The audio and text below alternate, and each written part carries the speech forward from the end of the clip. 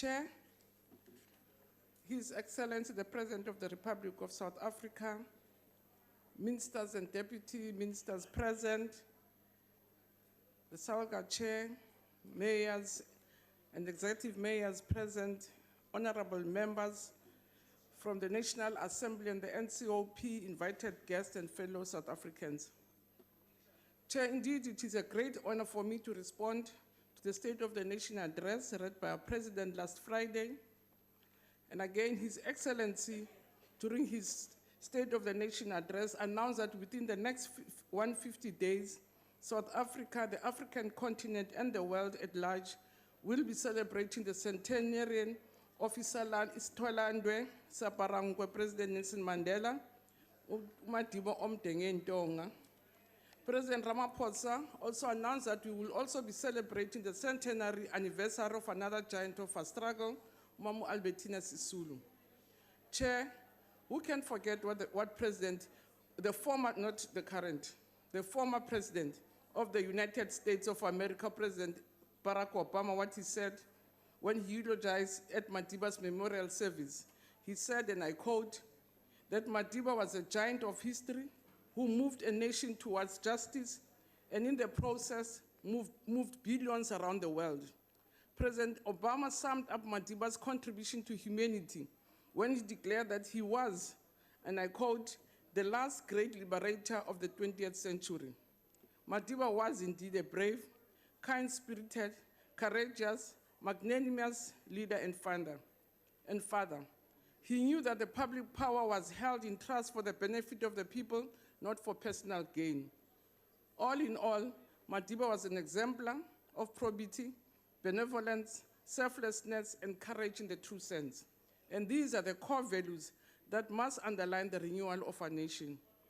We also want to acknowledge Mama Albertina Sisulu's principled, selfless, and courageous life. Her great work and sacrifices and her impeccable leadership. Mama Sisulu was a woman and mother whose strength and steadfastness through her lifetime of political struggle cannot be forgotten. So, Chair, in the context of this debate, I really want to quote from the words of the great statement of Madiba when he said, education is the most powerful weapon we can use to change the world. How true. If we are to revitalize and renew our country, education is one of the most important weapons, so that all of us as a nation must agree that education is at the heart of building such a South African nation and in the reconstruction of a cohesive society.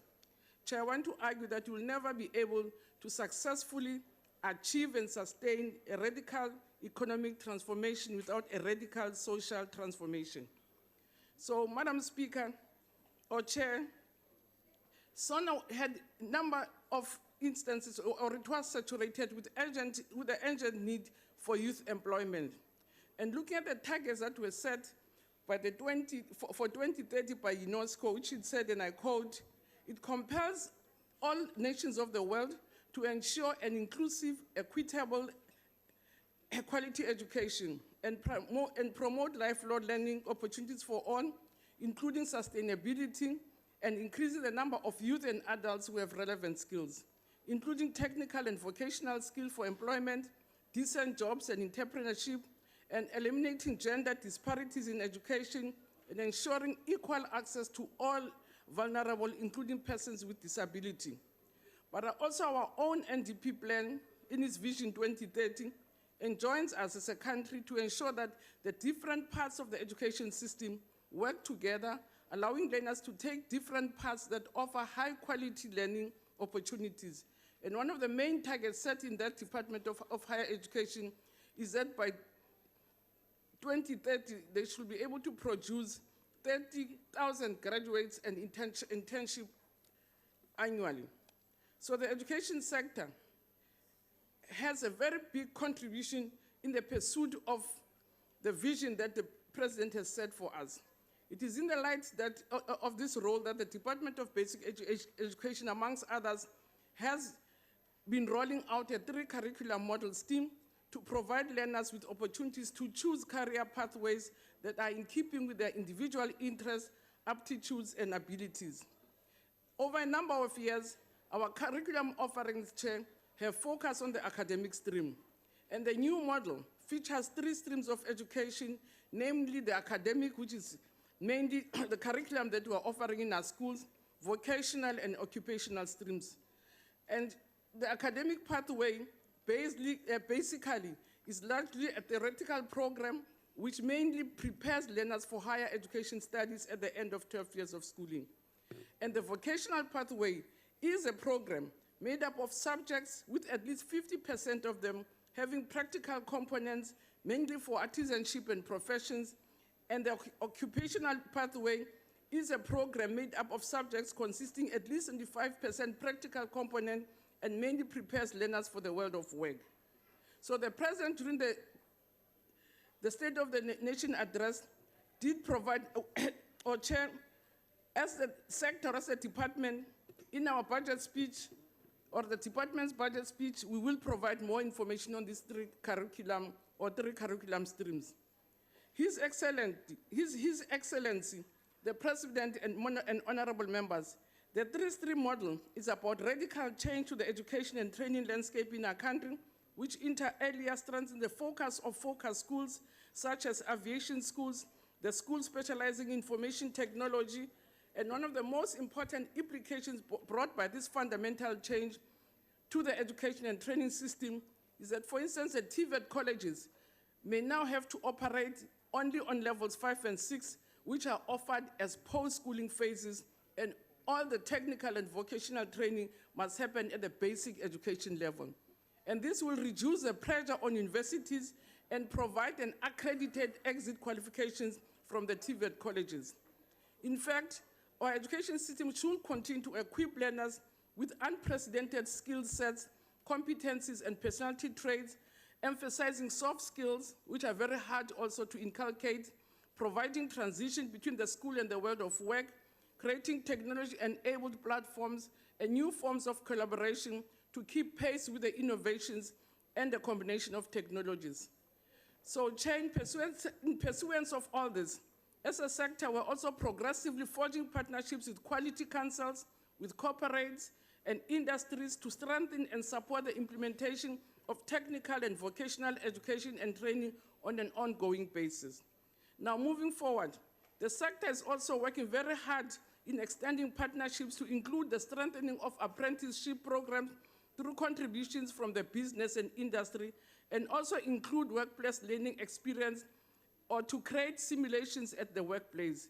This extension of the partnership should also address the proposed professionalization of artisans and technicians, especially those who are currently employed in our schools, offering high-quality technical education, but who are not trained as educators and therefore regarded as unqualified teachers. We're working with universities to make sure that we can give them skills around classroom practices and general pedagogy. So, Chair, one of our major focuses as a sector in response to the 4th industrial revolution, which is bringing with it disruptive digital technologies and trends that are changing the way we live and work globally.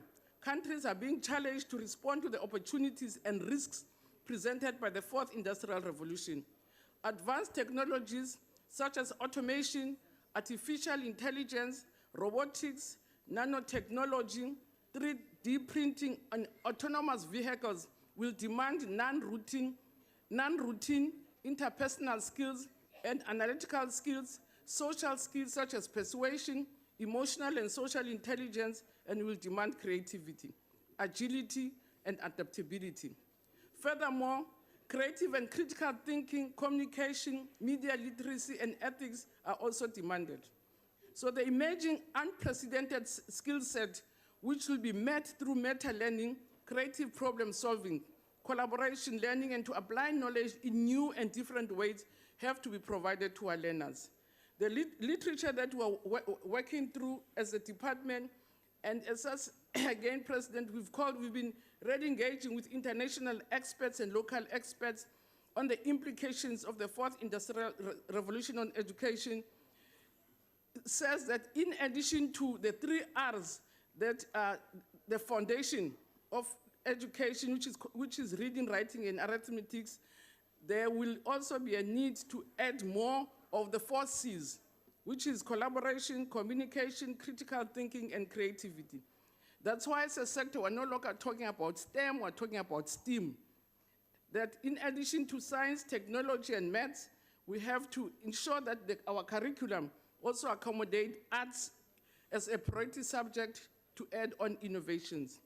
So the key features of the 4th Industrial Revolution is what is called creative destruction, in which old ways of doing things are destroyed and replaced by more modern, efficient, and usually digitized solutions.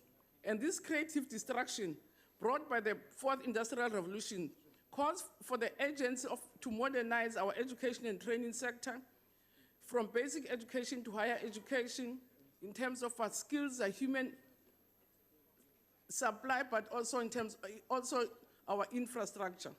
So at the basic education level, the modernization of the classroom has become a phenomenon of global society. And as a result, we are also updating our norms and standards of school infrastructure to accommodate the needs of a different classroom to deal with the 4th Industrial Revolution. Teaching approaches are beginning to change in all countries, especially leading countries in education such as Finland and Singapore. South Africa cannot be left out. The progress we are seeing in Gauteng and the Western Cape vis-à-vis the modernization of the classroom, with other provinces like the Free State following suit, is encouraging, to say the least. The alignment of content and teaching methodology to the real-life situation, the context of the 4th Industrial Revolution, are therefore imperative.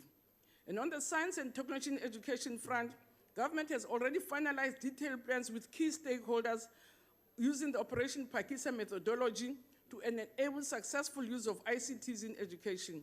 And this includes the provision of core connectivity to schools, the development of learner materials, the more effective use of ICTs in the administration, and evidence-based improvement of the education system, and the preparation of teachers for an education system more strongly underpinned by ICTs. Because without ensuring that our teachers are at the center of these changes, there's very little we can achieve as a sector. So with respect to technological capability, government has been investing and building core capability in the areas crucial for the 4th Industrial Revolution.